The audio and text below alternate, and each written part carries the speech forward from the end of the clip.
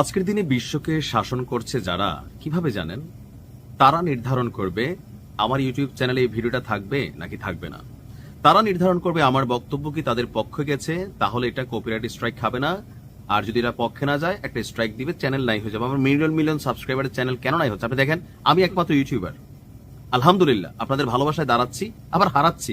কেন হারাচ্ছি? প্রত্যেকটা চ্যানেল যাওয়ার পেছনে ইরান, ওই আমেরিকা এবং তার যে দুষ্ট ছেলে, এখন তো নামই নেই না ভাই, আর কি করবো বলেন।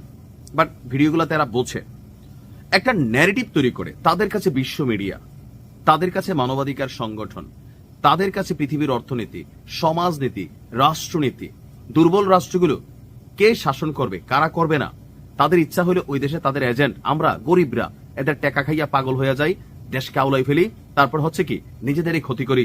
এরা এদের যে স্বার্থ, ওই দেশ থেকে খনিজ সম্পদ বা বিভিন্ন অর্থনৈতিক সুবিধা, ব্যবসা বাণিজ্যের সুবিধা, এদের ব্র্যান্ড প্রমোশন সবকিছু এরা করে। আমরা জাস্ট হচ্ছে একটা গুটির মতন কারুর দ্বারা পরিচালিত হই। এরা যখন খেলে, গভীরভাবে খেলে। হঠাৎ করে ইরানের পতাকা বদলে গেছে, তাহলে কি এই সরকারের পতন হয়ে গেছে? সর্বোচ্চ নেতা কি রাশিয়া পালিয়ে গেছেন? আসলে তেমন কিছুই না, কিন্তু পতাকাটা বদলাই দিছে কারা জানেন? আমেরিকারই। খুবই গুরুত্বপূর্ণ, আপনারা অনেকেই ব্যবহার করেন। কারা কারা এটা আজকের এই ভিডিও দেখে এটা থেকে বের হবেন না, ঘুরা ফিরে আপনি নিউজটা দেখবেন, ওটাতে আটকে থাকবেন। আর এটা হচ্ছে তাদের ব্যবসা। টুইটার, সাবেক টুইটার বর্তমান এক্স, অর্থাৎ ইলন মাস্কের মালিকানাধীন এক্সে ইরানের একটা নতুন পতাকা সামনে আনা হয়েছে। এটা যারা সেখানে লড়াই করতেছে তাদের মনোবল বাড়াই দেওয়া হচ্ছে। ইয়েস, দেখো আমাদের পতাকাটা এরকম হচ্ছে, আরে আর একটু ঝাঁপাই পড়ো। যখন ইরান সরকার সিস্টেমকে কন্ট্রোল করার জন্য ইন্টারনেট বন্ধ করছে, ইলন মাস্কের স্টারলিং কোম্পানি সেখানে ইন্টারনেট সার্ভিস দিচ্ছে। আর বিশ্বব্যাপী এক্স সমাদৃত একটা সাইট, মানে আমরা গরিবরা একটু কম ইউজ করি, বড় লোকরা, ধনীরা, কর্পোরেট লেভেল, হ্যাঁ ওই লেভেলের মানুষটা এগুলো ইউজ করে। সেখানে ইরানের একটা নতুন পতাকার দেখা মিলল। সেখানে পতাকার ইমোজিতে আমরা দেখছি ইরানের নতুন একটা পতাকা নিয়ে আসছে। যুক্তরাষ্ট্র ভিত্তিক সোশ্যাল মিডিয়া কোম্পানি, অর্থাৎ আমেরিকা ভিত্তিক এই কোম্পানি এক্স তাদের ওয়েব প্ল্যাটফর্মে ইরানের পতাকার ইমোজির ডিজাইন পরিবর্তন করেছে। ব্যবহারকারীদের দেওয়া তথ্য অনুযায়ী ইরানের চলমান বিক্ষোভের মধ্যে ইসলামিক রিপাবলিকের পরিবর্তে সেইখানে দেশটির পুরনো ঐতিহাসিক সিংহ এবং সূর্য সংবলিত প্রতীকটি বসানো হয়েছে। যেমন ধরেন বিসমিল্লাহির রহমানির রহিমের বদলে ওই যে একটা সাংস্কৃতিক একটা স্লোগান বসে গেল, এরকম টাইপেরই ইসলামিক রিপাবলিক থেকে সরাই দেওয়া হয়েছে। খবরে বলা হচ্ছে এই পরিবর্তনটি শুধুমাত্র এক্স এর ওয়েব সংস্করণের জন্য আপাতত কার্যকর করা হয়েছে। মোবাইল প্ল্যাটফর্মগুলোতে এখনো ইরানের বর্তমান অফিসিয়াল পতাকা প্রদর্শিত হচ্ছে। আগের ইমোজিতে ইরানের বর্তমান দাপ্তরিক পতাকা প্রদর্শিত হতো, যার মাঝখানে 1979 সালের বিপ্লবের পর প্রবর্তিত একটি লাল প্রতীক রয়েছে। সিংহ এবং সূর্য মোটিভ ব্যবহার করা হয়েছে।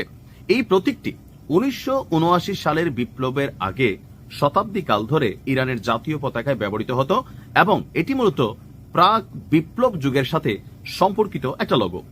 এই পরিবর্তনের ফলে ইরানের সরকারি প্রতিষ্ঠান কর্মকর্তাদের অফিসিয়াল অ্যাকাউন্টগুলোতে এখন নতুন এই ঐতিহাসিক ইমোজিটি দেখা যাচ্ছে।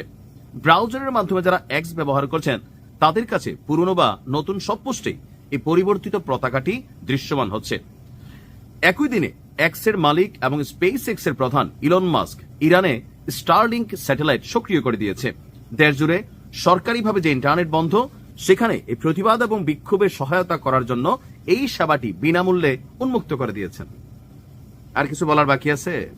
গরুর মাংসের মধ্যে আল্লাহ লেখা খুঁজছে কি হবে ভাই? জাতির মানে জাতির কি খেদমত হবে?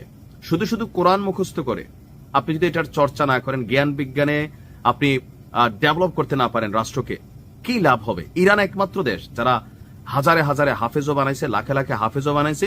এই হাফেজদের দিয়া আজকে আইআরজিসির প্রত্যেকটা সেক্টর, নিজস্ব মেশিনারিজ উৎপাদন, তাদের যেই বৈজ্ঞানিক কর্মকাণ্ড, সকল কিছু এইখান থেকে।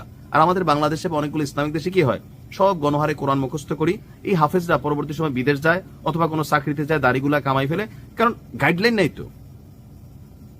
মেধাটা, একজন হাফেজ মানে একটা ওভার ট্যালেন্টেড একটা ছেলে। ইরান এই ট্যালেন্টকে হাফিজি পাশ করাইয়া, তর্জমা করাইয়া তারা তাদের মতন করে জ্ঞান বিজ্ঞান প্রযুক্তিতে তারা উঠছে। এটাই তো ভাল লাগে না? এই পশ্চিমারা কি করছে বুঝছেন? এটার যে ইফেক্ট, বিশ্বাস করেন কি পরিমাণ হচ্ছে মাঠে, এটা আপনি বোঝার মতন মাথা থাকলে বুঝবেন।